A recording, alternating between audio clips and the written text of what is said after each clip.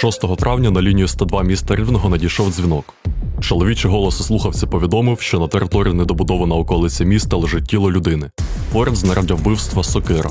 На виклик виїжджає велика група правоохоронців, навіть обласне керівництво поліції. Зі самого повідомлення особи, яка телефонувала на 102, чітко не було зрозуміло, де саме знаходиться тіло. Сумніви правоохоронців викликала й особа заявника. Чоловік не назвався.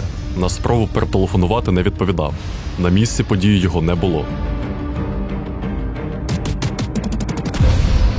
Вечеріло. Недобудовою група поліцейських рухалася дуже повільно. Заглянувши в кімнату, тобто в самі кімнати не входили з метою збереження заходів безпеки, пролунало клацання і 3,5 секунди вибух.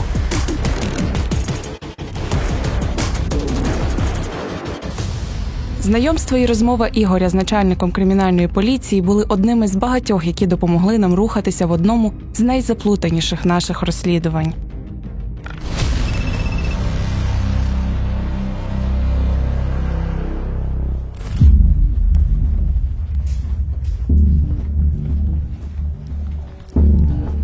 До того, як попав сюди, виходить, я був якби артистом.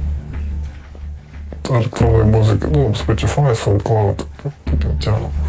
Що ще програмуванням займався. Скрипти писав і все, в принципі.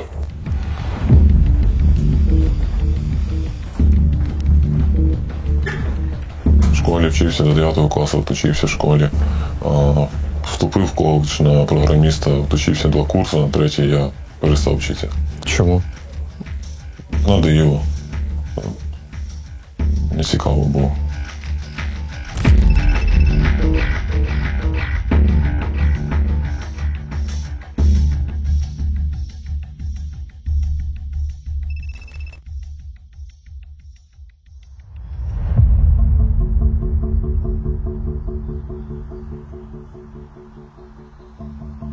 У недобудові на околиці Рівного того дня здетонував один з 2 вибухових пристроїв. Ось, до речі, можемо бачити сліди безпосередньо вибуху. І вибухова хвиля була направлена саме на вхід в дане приміщення. Тобто проти життя та здоров'я осіб, які можуть сюди зайти. Тоді поліцейські не знали, що поряд закладено ще один вибуховий пристрій. Ось тут було виявлено ще один пристрій, відеофіксації та трансляції безпосередньо події. Уже під час розслідування правоохоронці з'ясують, що цей вибуховий пристрій міг спрацювати першим, але не спрацював. Дані дії були спрямовані безпосередньо проти життя та здоров'я працівників поліції, оскільки було заздалегідь здійснено телефонний дзвінок, саме щоб дану будівлю відвідали працівники поліції з метою реагування на скоєний особливо тяжкий злочин. Тобто, щоб максимальна кількість працівників поліції і максимально швидко сюди приїхала.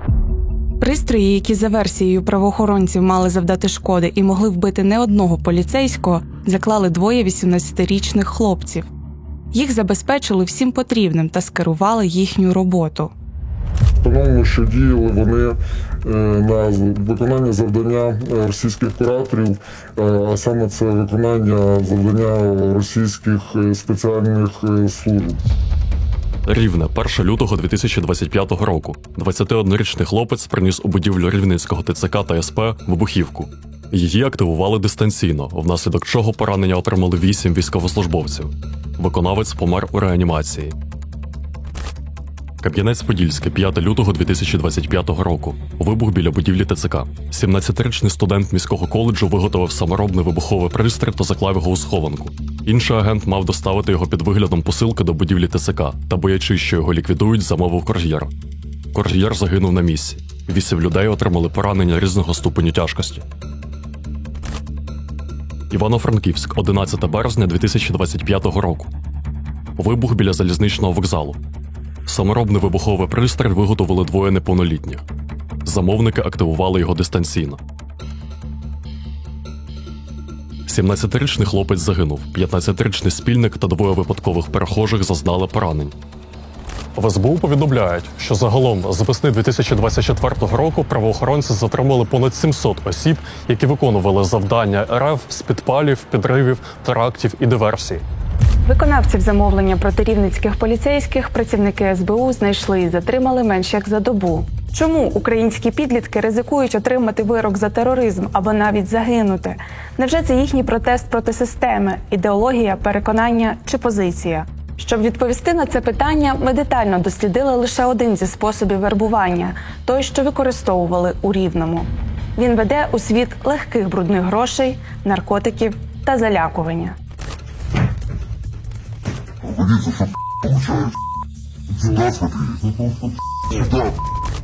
Ми покажемо вам те, що може ховатися в телефоні вашої доньки, вашого сусіда чи усміхненого хлопчини, який йде вам назустріч. Розкриємо, як працює світ гачків, компроматів та насильства.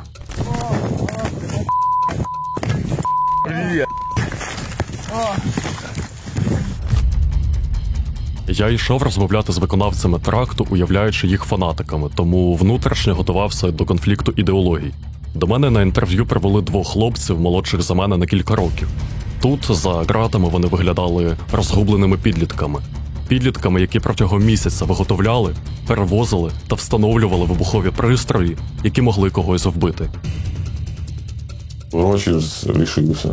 Настільки потрібні були гроші? Да, хотілося гроші. Для чого?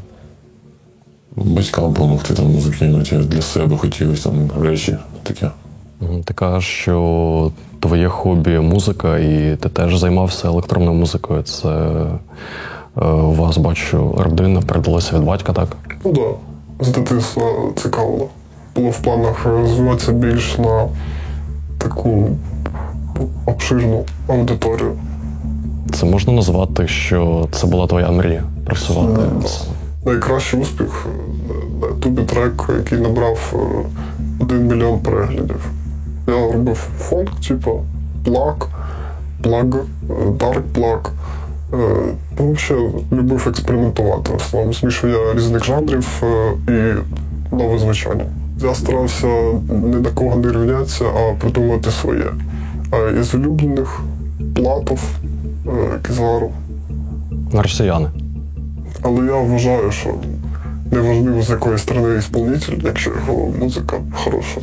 Про музику так поговорили, але мені дійсно дивно, що на якому році війни наші співгромадяни продовжують слухати російських виконавців. Ти можеш сказати, що музика, як кажуть, вне політики? Да. Чому ти так вважаєш? Тому що неважливо, типу, де ти родився, де ти є, але музика – це як творіння, типу, вона не має касатися якось конфліктів, я так рахую. Ще ми говорили про мову, якою підлітки спілкуються у соцмережах.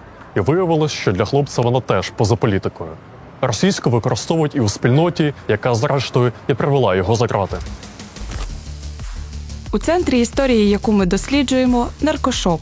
Правоохоронці не хотіли нам його називати, і коли ми самі дізналися, про який саме йдеться, зрозуміли чому. Участь у таких історіях – сама лише взаємодія, ризик. Наркошопи – це онлайн-магазини, які торгують наркотиками. Але, як виявилось, не лише наркотиками і не лише торгують.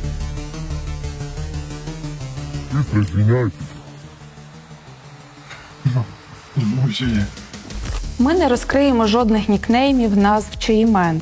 Усе буде змінено задля вашої безпеки та щоб не рекламувати відвертий нахабний кримінал.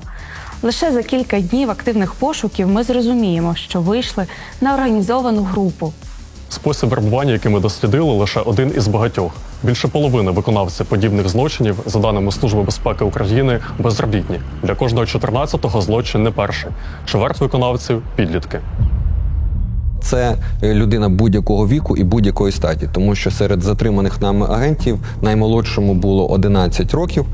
Це був хлопчина, якому на той момент було 11 років, який вчинив підпал, а найстаршому затриманому було 66 років. Географія також максимально широка, тому що для російських спецслужб важливо знайти будь-кого, хто погодиться на виконання їхніх завдань. Ідеї не закінчилися, кажуть у Службі безпеки України. Російським спецслужбам доводиться вербувати тих, кому потрібні гроші – безробітних та людей з наркотичною, алкогольною або ігровою залежностями. Проблема, я це не рахував, бо я, не був залежний. Пив, інколи. Інколи, що траву курив. І якісь ці вживав. Окрім цього, з наркотичних? З наркотичних, було, але не настільки часто. І, завісим до цього я це не вважаю. Що саме вживав? Мефедрон, амфетамін, екстазі.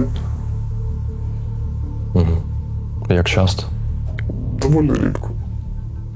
Але до наркотиків в мене завжди було ставлення, що це, вживання його ніяк не має впливати на мою життя. А якщо воно якось буде вже впливати, тоді я маю відмовитися від цього. І на твоє життя наркотики не впливали? Ні. Ти сам вживаєш? Ні, не наркозалежний. Питання, чи ти вживаєш наркотики? Я не питав про залежність. Відповідати на це.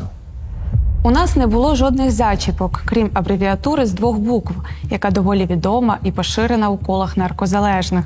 Ця абревіатура привела нас на сайт, з якого можна потрапити на аккаунт в Телеграмі, який обіцяє роботу, а також на канал та бот наркошопу, через який користувач може обрати місто і товар.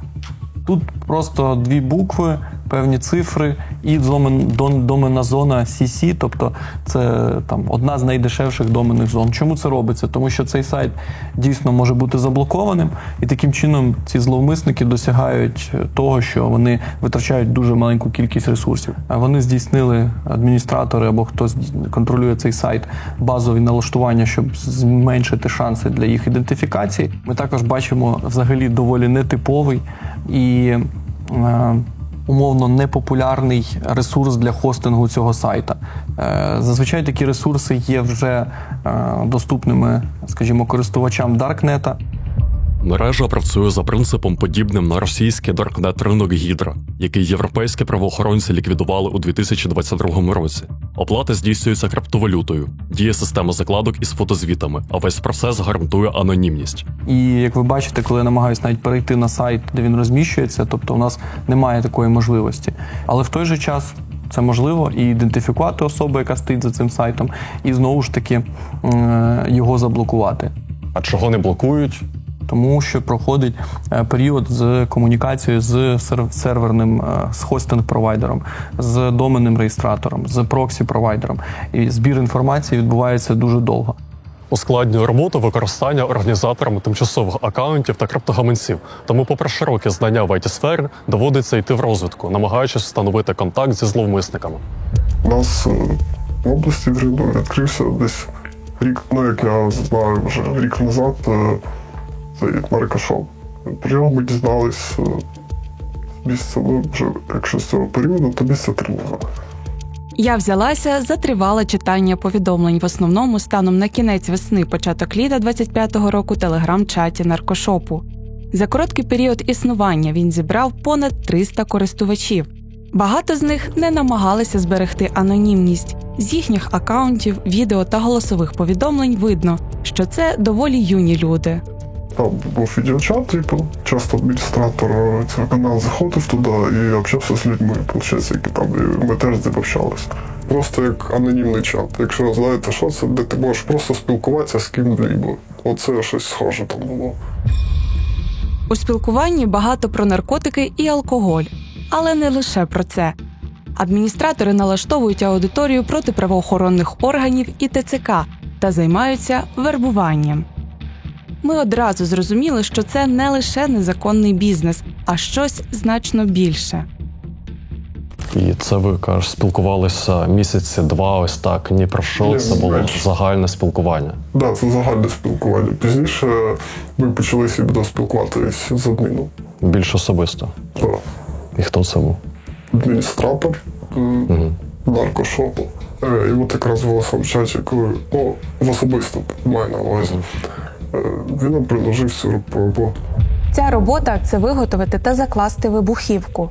Наркошоп починає працювати уже як щось, що ми можемо назвати організованою злочинною групою. Ставимо собі за мету встановити максимальну кількість людей у цій мережі, а також знайти докази впливу на неї російських спецслужб. Як звучала сама пропозиція? Що собрати бомби, положити їх і все. Він ще казав, що ми собрали бомби, положили, сказав, що там хлопець має їх забрати, і все. Я не знаю, як ми щось управляли. Не знаю, якось спонтанно все вийшло. Ви розуміли, що ви робите? Більш-менш, так. Щоб зрозуміти, як працює механізм впливу та як хлопців втягнули у підготовку теракту, ми показали фрагменти чату психологу, який спеціалізується на роботі з підлітками. Фінансово незахищені якісь групи, і, власне, ще до цього, і, скоріш за все, алко- або наркозалежні. Теж, про що я казав, об'єднується це і обирається конкретно серед таких людей легше підштовхнути, легше маніпулювати до якоїсь діяльності. Тут ніхто не обговорює, що він хоче в житті, наприклад. Зазвичай люди, які в довгостроковому такому періоду приймають або наркотичні, або алкогольні речовини, мають залежність і, відповідно, її реалізовують, вони вже і не здатні в іншому форматі спілкуватися. А отакий простий формат, він доступний підліткам з точки зору того, що не треба нічого вигадувати. Ти просто кажеш, як тобі зараз, кажеш, як тобі хочеться там напитися або щось іще, і тебе зрозуміють. Тобто в суспільстві більш, соціалізованому, зрілому, те, що ти ходиш і розказуєш, що ти хочеш, напитися, щоб там не відчувати умовні якісь психологічні проблеми або якісь інші, з тобою все ж таки, скоріше за все, не погодяться. Тобі скажуть, у тебе проблеми, тобі варто звернутися сюди, або давай обговоримо, як тобі можу допомогти. Це ще позитивні якісь відгуки, а можуть бути йди звідси, я не хочу слухати, що ти хочеш напитися, це вже більш такі реалістичні моменти. І там, де ці підлітки виштовхнуті, викинуті, вони приходять туди, де можна просто розказати, що ти хочеш напитися, попросити ще грошей у когось на це, і бути зрозумілим. Наркошоп, який опинився в центрі нашої історії, існує вже понад рік. Головний адміністратор чату, якого ми називатимемо фантомом, і його помічник-адміністратор, якого ми назвемо привидом, пропонують у чаті різні види заробітків. Спочатку дають нібито безневинні завдання. Наприклад, роздрукувати у себе вдома на принтері і розвісити там в під'їзді чи в сусідньому дворі антивоєнні листівки. Потім ще щось. І людина, виконуючи ці завдання, вона фактично документує сама себе, і після кожного виконаного завдання вона надсилає звіт. Гроші та наркотики адміністратори обіцяють за контакти поліцейських, підпали автівок і квартир, побиття та рекламу наркошопу. Ось приклад одного з таких повідомлень. У ньому фантом оголошує набір спортсменів, яким обіцяє платити 200 тисяч гривень на місяць. Але є одна умова. Під час вступу на таку роботу потрібно побити працівника ТЦК або ж спалити автівку військовослужбовця. Фантом каже, що шукає 1000 таких працівників. Далі, коли рівень завдання підвищується, тобто далі вони можуть піти попросити сфотографувати якийсь військовий об'єкт, далі вони можуть попросити надіслати якусь GPS-мітку із геолокацією конкретного об'єкта, потім настають підпали, занеси якусь посилку, ще щось, тобто рівень завдань ускладнюється, і буває, що людина уже на цей момент починає усвідомлювати, що вона діє в інтересах агресора і намагається відмовитися від поставленого завдання.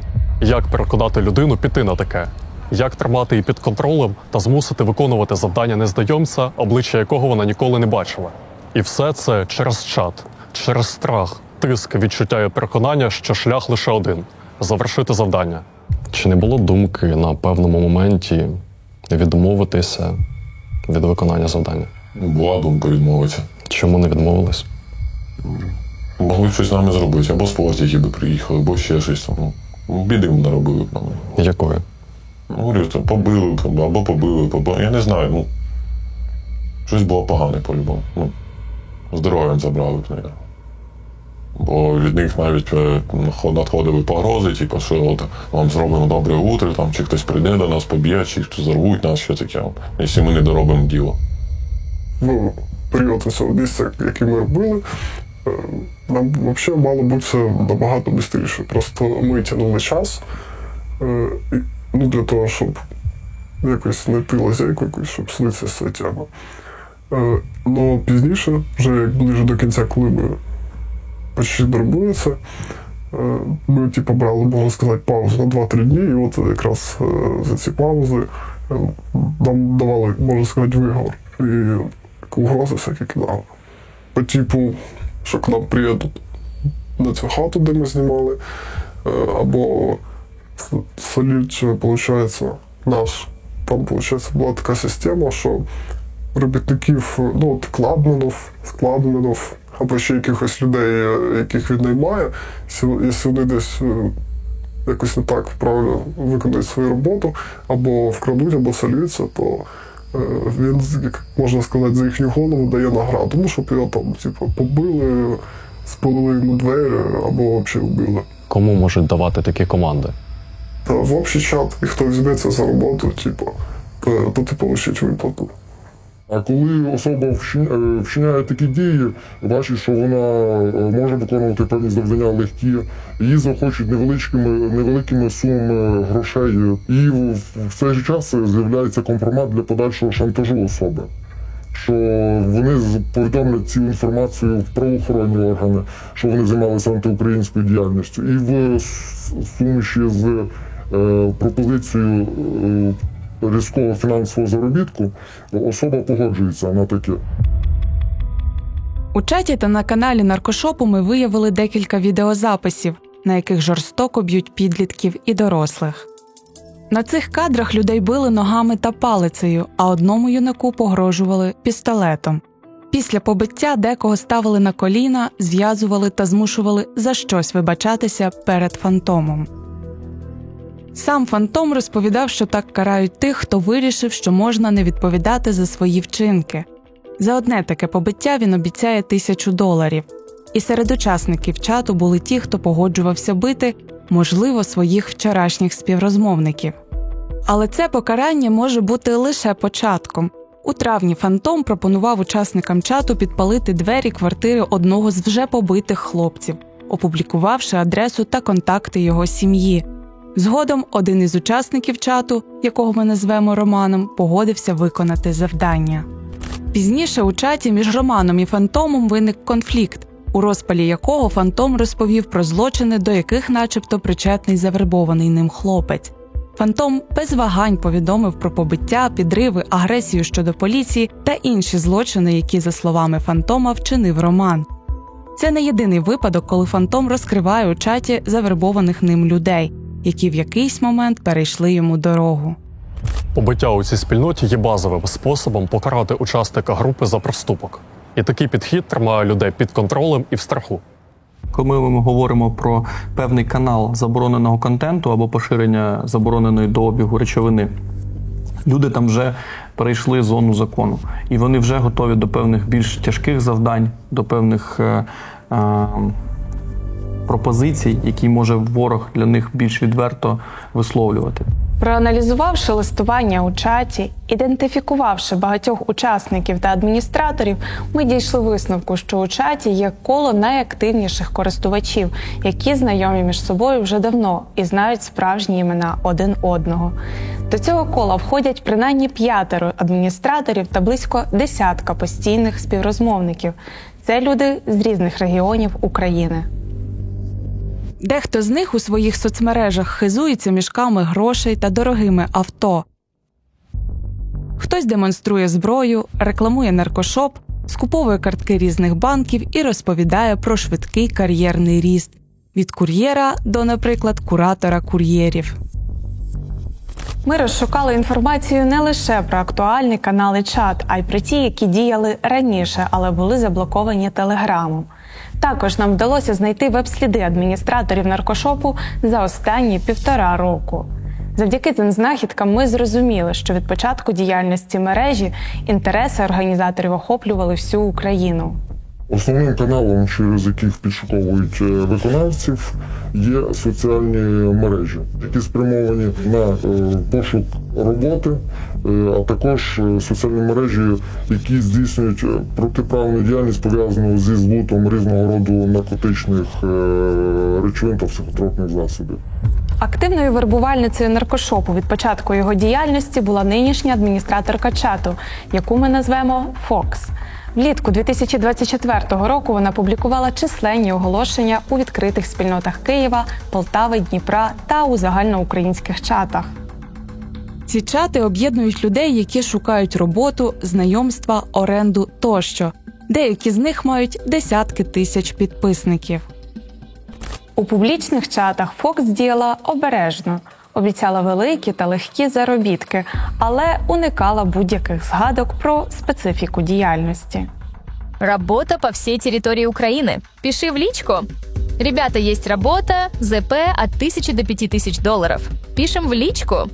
Киев есть? Go в личку. Работа. Горячее предложение. Оголошення з детальнішим описом робіт ми розшукали у чатах, де спілкуються ті, хто вживає наркотики та захоплюється азартними іграми. У них Фокс рекламувала наркошоп і запрошувала аудиторію на роботу кур'єрами і працівниками наркоскладів. Готовы поработать с каналом и по-черному бацать? Тогда милости прошу делать грязь, бабки и ветер. Требуются курьеры, склад, залог 20 тысяч. Графитчики рисуем на машинах, торговых центрах, остановках. Есть сомнения в порядочности магазина? Заходим в чат и на канал, мониторим происходящее. Ты за? Тогда жми. У серпні 24-го року Фокс перейшла до відкритого вербування чоловіків для виконання завдань проти ТЦК. Вона поширювала оголошення про нову послугу наркошопу – перевезення за кордон тих, хто, за її словами, втомився терпіти ставлення держави. У цих повідомленнях Фокс писала, що оплатою за перевезення може стати виконання певної простої роботи.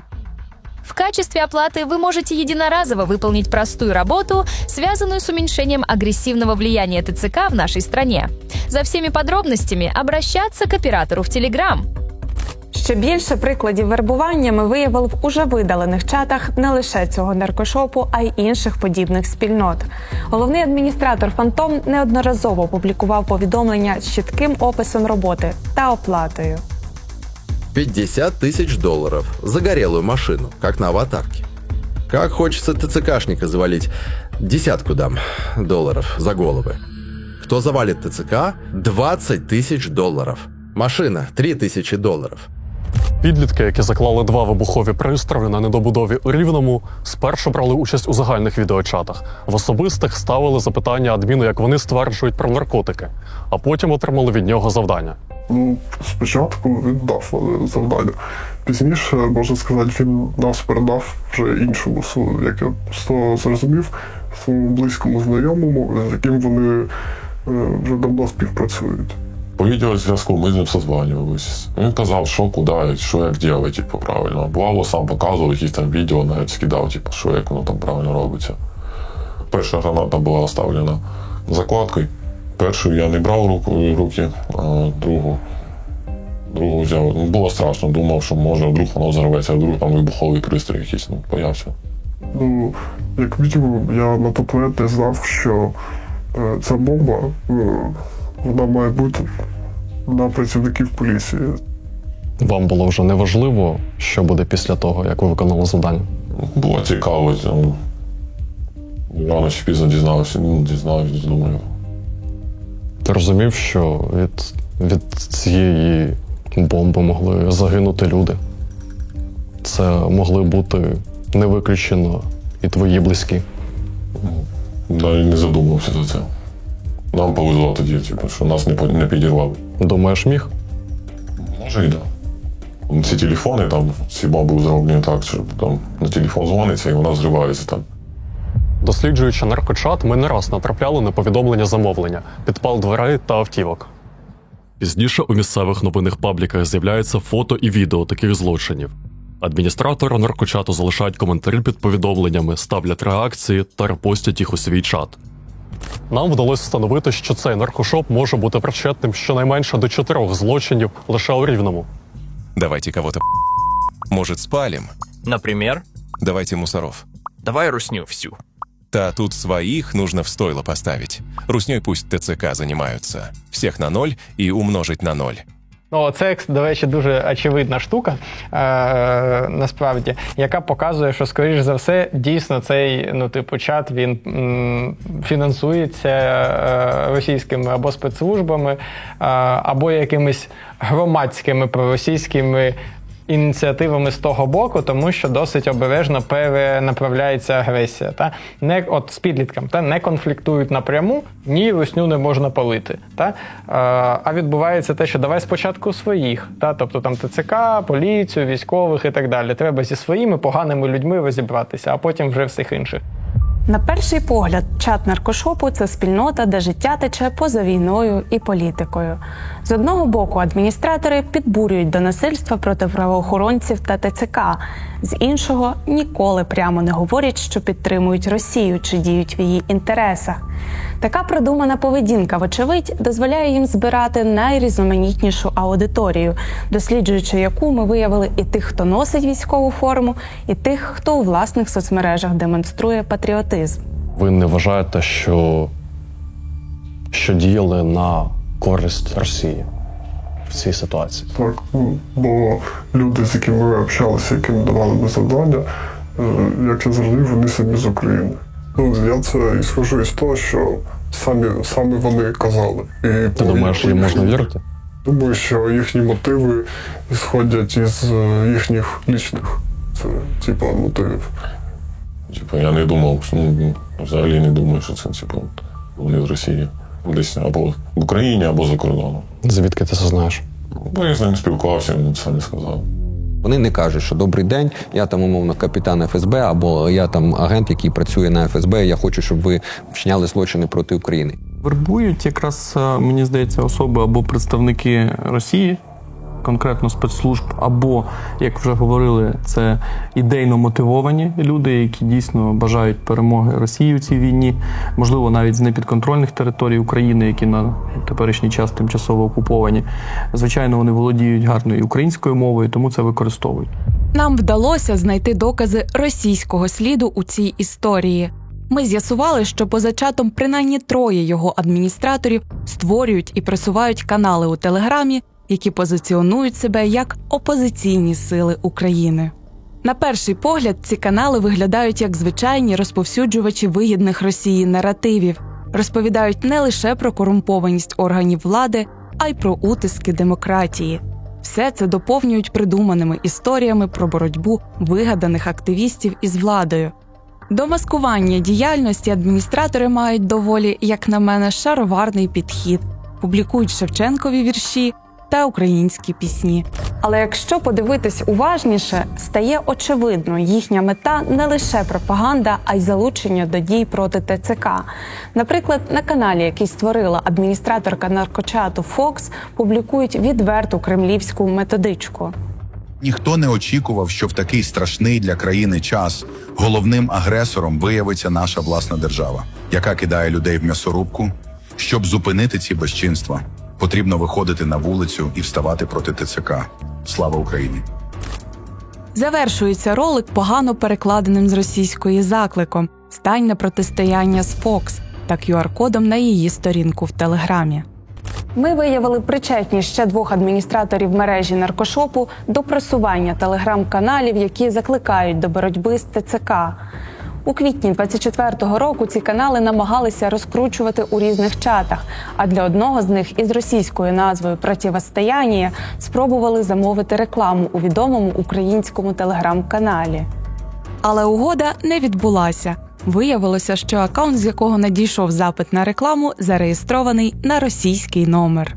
Ми бачимо, що більшість вербувань, більшість контактів представників, потенційних представників російських спецслужб використовують Телеграм. Уявімо, що все-таки блокування Телеграму можливе, уявімо. Це би змінило канали комунікації осіб, в першу чергу, з тими особами, яких вони вербують, проте не позбавило би цієї проблеми. В Україні популярним залишається Viber, WhatsApp, Signal і інші месенджери. Знову ж таки, майже вся платформа Meta, це Instagram, Facebook, також дає можливості комунікації в їхньому безпосередньо месенджері. Тому прогнозувати, куди саме перейде весь цей або більша частина комунікації спецслужб, дуже складно. І я навіть не згадав, коли говорив про найпопулярніші способи вербування або комунікації з агентами, які потім здійснюють співпрацю з ворогом. Один із каналів, який взагалі доволі складно передбачити, це саме чати внутрішні в певних іграх, тобто в онлайн-іграх. Загалом в СБУ переконують, що у подібних випадках їм вдається встановити і конкретних кураторів з російських спецслужб. У нас є безліч кадрових співробітників ФСБ, яких вже встановила Служба безпеки України, по яких зібрана нами доказова база, і їм вже повідомлено про підозру. Відповідно до матеріалів кримінальних проваджень, які є в Службі безпеки України, то абсолютна більшість випадків – це виключно фінансова мотивація. Причому ця фінансова мотивація не завжди залежить від фінансового достатку самої родини. Тому що досить часті випадки, коли діти із досить благополучних сімей все одно погоджуються виконувати завдання рашистів. Підлітків через ідеологію дуже рідко вербують. Отут, скоріше за все, буде спочатку емоційне розуміння, типу, я розумію, що тобі тривожно, я сам був такий і так далі, розуміння, а потім тиск. Підлітки – це загалом група ризику для будь-якого маніпулятивного впливу. Тому що в підлітків ще не сформувалося повноцінно критичне мислення. Якщо подумати, кому це може бути вигідно? Кому може бути вигідно? Поліцейські. Цю бомбу, це завдання дали, щоб зривати поліцейських, так? Для чого Росії зривати наших поліцейських? Як їм це вигідно? Не виникало в тебе думки, що це зроблено як мінімум для дестабілізації ситуації в країні? Виникало. За виготовлення і встановлення вибухових пристроїв, які могли вбити не одну людину, хлопцям обіцяли по $1000. І це було їхнім мотивом погодитись. Потім, кажуть вони, мотивом був страх покарання за невиконане завдання. Гроші підлітки не отримали, натомість отримали шанс провести до 12 років за ґратами. Ті ж, хто їх використав, поки живуть своє життя, шукаючи нових виконавців, нездатних відрізнити протест проти системи від роботи на ворога. Ми ідентифікували багатьох учасників та адміністраторів мережі, простежили її витоки та розкрили тонкощі вербування. Переглянувши тисячі повідомлень, ми дійшли висновку. Виконавцями злочинних задумів є здебільшого люди, які опинилися в цій павутині не за ідеєю шкодити країні, а заради заробітку. Водночас ми виявили докази того, що куратори мережі можуть бути пов'язані з російськими спецслужбами. Усі зібрані матеріали ми передали правоохоронцям і сподіваємось, що їм вдасться не лише ліквідувати цю мережу, а й притягнути до відповідальності тих, хто стоїть за терактами, кримінальними схемами, наркобізнесом і спробами розколоти українське суспільство зсередини.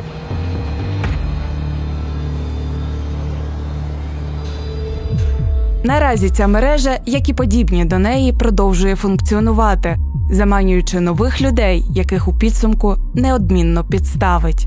Ми хочемо, щоб ті, хто почув цю історію, зробили висновки та заради обіцяного заробітку, зрештою, не стали зрадниками своєї держави. Або ж живими бомбами, які ворожі куратори підірвуть у якомусь з приміщень поліції, ТЦК чи у мирному натовпі, без жодних роздумів та вагань.